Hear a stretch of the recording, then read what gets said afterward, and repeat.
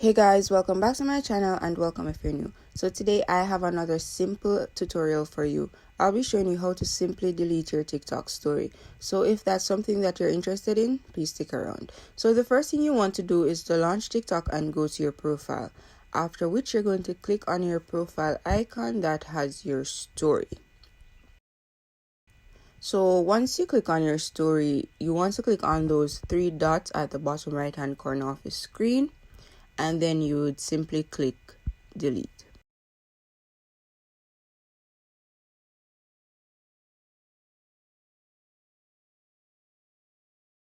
And that's it. So that's the end of the tutorial. If you found this tutorial useful or if you enjoyed this video, please leave a like, please leave a comment, and if you're new, please subscribe.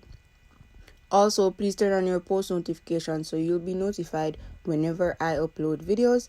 Thank you so much for watching.